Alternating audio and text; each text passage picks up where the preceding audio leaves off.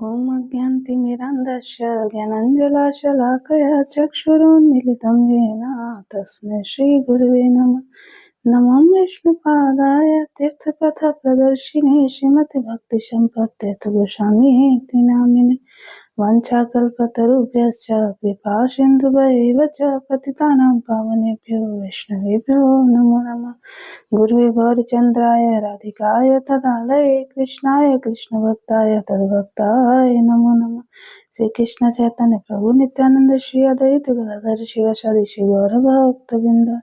हरे कृष्णा कृष्णा कृष्णा हरे हरे हरे राम राम राम हरे हरे। हरे कृष्णा।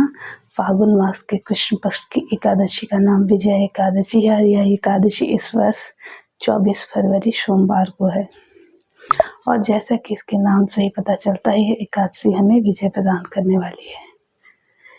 जब भगवान श्री कृष्ण से युधिष्ठिर महाराज ने विजय एकादशी का महात्म पूछा तो भगवान ने कहा, ये जो विजय एकादशी है ये पुराने तथा नए सभी प्रकार के पापों को नष्ट करने में समर्थ है, इसीलिए हर किसी को उसका पालन अवश्य करना चाहिए।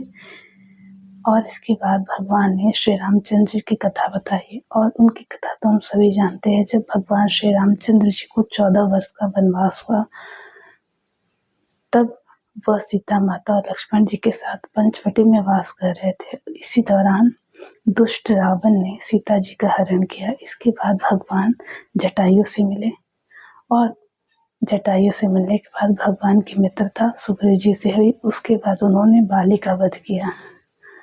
इसके बाद भगवान भक्त हनुमान से मिले और भगवान के कहे अनुसार हनुमान जी लंका गए और सीता जी का पता लगाया और सारी लंका को तहस नहस करके भगवान के निकट आए। तब भगवान सूर्य की सारी सेना लेकर समुद्र के निकट गए दुष्ट रावण का वध करने के लिए। तो जैसे समुद्र के निकट भगवान पहुंचे तो भगवान लीला करते हुए कहने लगे, इस भीषण समुद्र को हम कैसे पार करेंगे। तब लक्ष्मण जी ने कहा कि यहाँ पास के द्वीप में बगदालभ ऋषि रहते हैं, हमें उनके पास जाना चाहिए। तब भगवान श्री रामचंद्र जी बगदालभ ऋषि के पास गए, उनके चरणों में प्रणाम किया। तब बगदालभ ऋषि उनके दर्शन से ही समझ गए ये तो स्वयं भगवान है। जब श्री रामचंद्र जी ने कहा कि हम इस भीषण समुद्र को कैसे पार करेंगे तो ऋषिवर मन ही मन हंसने लगे कि स्वयं भगवान होके जो सारी जगत को मार्ग देते हैं मुझसे समुद्र पार करने का मार्ग पूछ रहे हैं।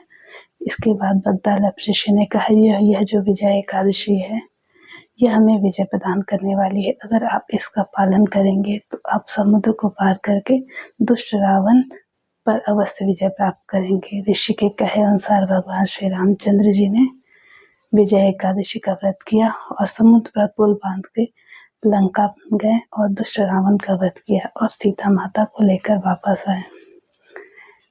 इसके बाद अग्नि परीक्षा हुई और अग्नि से सीता माता प्रकट हुई। ये जो दुष्ट रावण जिस सीता को ले गए थे वास्तव में वह हमारी सीता माता नहीं थी, वह छाया सीता थी।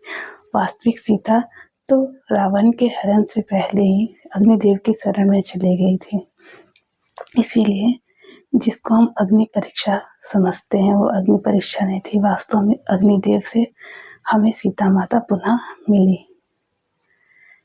और इस कथा से हमें समझना चाहिए कि एकादशी का कितना महत्व है और भगवान ने इसकी महत्ता बताने के लिए स्वयं ही इस व्रत का पालन किया है।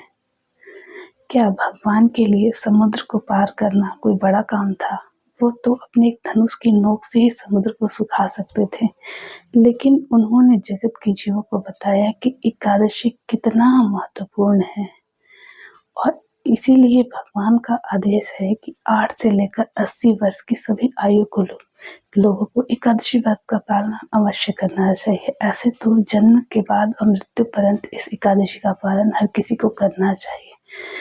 तो इसीलिए अगर हमें भगवान से प्रेम है तो उनके आदेश का पालन हमें अवश्य करना चाहिए।